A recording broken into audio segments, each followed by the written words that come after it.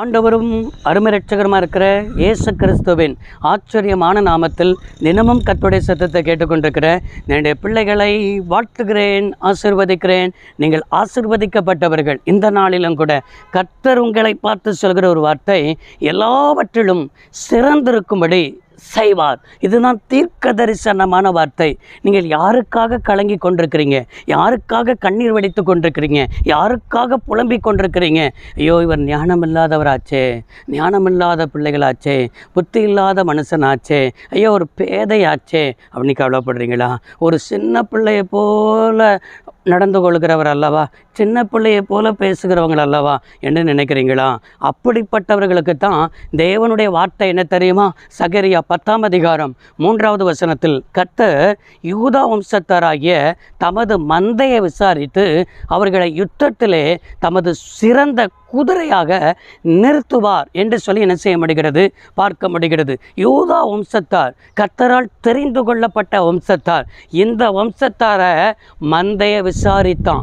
உங்களுடைய வாழ்க்கையில் யார் உங்களை விசாரியாமல் போகிறார்களோ, யார் உங்களை குறித்து கவலைப்படாமல் போகிறார்களோ, இவங்க பேதை என்று ஒதுக்கினாலும் சரி, புத்தீனமாக செய்கிறவர்கள் என்று சொன்னாலும் சரி, ஒன்றுமே தெரியாது என்று சொல்லி சொன்னாலும் சரி, பறிக்கிற இடத்துல கூட உங்கள் பிள்ளைகளை கூட ஒதுக்கினாலும் சரி, ஆண்டவர் சொல்கிற ஒரு வார்த்தை, ஆண்டவர் விசாரிப்பாராம். வேதத்தில் வாசிக்கிறோம், அவர் உங்களை விசாரிக்கிறவர் ஆனபடியால் உங்கள் கவலைகள் எல்லாம் அவர் மேல் என்ன செய்து விடுங்கள், வைத்து விடுங்கள். நீங்கள் உங்கள் கவலையெல்லாம் மனுஷன்கிட்ட போய் சொல்லாதீங்க.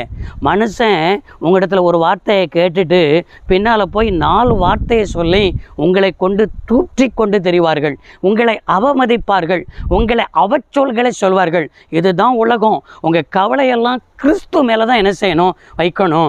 அவர் எப்படிப்பட்ட தேவன் தெரியுமா? நம்மளை விசாரிக்கிற தேவன். கரங்களை உயர்த்தி ஆமேன், நீங்கள் இருக்கிற இடத்துல ஆமேன் என்று என்ன செய்யுங்கள், சொல்லுங்கள். அப்போ விசாரிக்கிறவராக அவர் இருக்கிறார். அவர்களை யுத்தத்திலே தமது சிறந்த குதிரையாக என்ன செய்வாராம், நிறுத்துவாராம். நன்றாய் விளங்கி கொள்ளுங்க.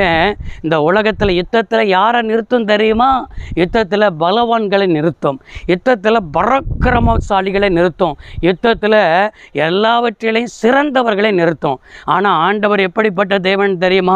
ஞானிகளை வெட்கப்படுத்தும்படி ஆண்டவர் உலகத்தில் பேதையை தெரிந்து கொள்கிறவர். என்ன சொன்னால், ஆண்டவர் உள்ளவனை அவமாக்கும்படி உலகத்தில் இழிவானவைகளையும் பைத்தியமானவைகளையும் ஆண்டவர் தெரிந்து கொள்கிற ஆண்டவர். இந்த வார்த்தையை பேசிக்கொண்டிருக்கிற நானும் கூட ஒரு பேதை தான். ஆனாலும் கர்த்தர் என்னை ஞானம் உள்ளவனாய் கர்த்தர் மாற்றியிருக்கிறார். நான் ஒரு பலவீனன் தான். ஆனால் ஆண்டவர் என்னை என்ன செய்திருக்கிறார்? பலவானாய் என்ன செய்திருக்கிறார்? மாற்றியிருக்கிறார். நீங்களும் கூட, நீங்கள் உங்களுடைய காரியத்தையும் கூட இந்த உலகம் என்ன சொன்னால், படித்தவர்களை முன்பாக நிறுத்தும், அறிவுள்ளவர்களை நிறுத்தும், யுத்தத்தில் அப்படிப்பட்டவர்களை நிறுத்தும். ஆனால் என் ஆண்டவருக்கு எப்படி தேவையில்லைன்னா, அறிவாளிகள் தான் தேவைன்னு நினைக்கக்கூடாது. அப்போ அறிவாளிகள் தேவையா இல்லையா? தேவைதான். ஆனால் அவர்கள் தான் தேவை என்று நீங்கள் நினைத்திடக்கூடாது. ஞானிகளை வெட்கப்படுத்தும்படி பேதையும் பைத்தியக்காரனையும் தான் கர்த்தர் என்ன செய்கிறாராம், தெரிந்து கொள்கிறாராம். அப்போனா அவர் யுத்தத்தில் சிறந்த குதிரையாய் நிறுத்துகிறவர் யாருன்னா, நீங்கள் யாரெல்லாம் வேண்டான்னு சொல்கிறீங்களோ, யாரெல்லாம் உதவக்காரன்னு சொல்கிறீங்களோ, யாரெல்லாம் இவங்கெல்லாம் ஒன்றுக்குமே ஆக மாட்டாங்கன்னு சொல்லி இந்த உலகம் உன்னை புறங்கரிக்கிறதோ, இந்த உலகம் உங்கள் பிள்ளைகளை அவமதிக்குதோ, அப்படிப்பட்ட பிள்ளைகளை தான், அப்படிப்பட்டவர்களை தான் யுத்தத்தில் சிறந்த குதிரையாக என்ன ஆண்டவர் என்ன செய்வார்னா, நிறுத்துவேன் என்று ஆண்டவர் என்ன செய்கிறார் சொல்லுகிறார். தாவீது சவுல் நிமித்தம் நித்தமும் என்ன செய்கிறான், செத்து செத்து சாகிற ஒரு அனுபவம். ஆனால் அவனிடத்தில் என்ன செய்ய, தாவீதோடு கூட சேர்ந்து கொண்ட 600 பேரும் எப்படிப்பட்டவர்கள்? கடன் கொடுக்கிறவன், கடன் வாங்கினவன், முறுமுறுக்கிறவன், அது மாத்திரமல்ல இப்படிப்பட்ட பலவீனவர்கள், வியாதிப்பட்டவர்கள், இப்படிப்பட்டவர்கள் தான் தாவீதோடு கூட சேர்ந்து கொண்டு அந்த 600 பேர் தான் அந்த தாவீதுக்கு யுத்தத்தில் சேனையாக என்ன செய்தார்களாம், நின்றார்களாம். அவன் தாவீதோடு கூட இருந்தவங்களாம் யுத்த வீரர்கள் கிடையாது, ஒதுக்கப்பட்டவர்கள், அடிமைகள். இது மாத்திரமல்ல, எல்லாராலும் கைவிடப்பட்டவர்கள். இப்படிப்பட்டவர்களை தான் கர்த்தர் யுத்தத்தில் சிறந்த குதிரையாக என்ன செய்கிறவர், நிறுத்துகிறார். உங்களையும் நிறுத்துவார், உங்கள் சந்ததிகளை நிறுத்துவார். நீங்கள் எல்லாவற்றிலும் சிறந்திருக்கும்படி கர்த்தர் என்ன செய்வார். கவலைப்படாதீங்க, கர்த்தர் இருக்கிறார். ஜெபமனோ சர்வ வல்லமையுள்ள தெய்வமே, அருமை தகப்பனே, இன்றைக்கும் உடைய பிள்ளைகள் எல்லாவற்றிலும் சிறந்திருக்கும்படி செய்கிறதற்காக நன்றி. உடைய வார்த்தைக்காக நன்றி.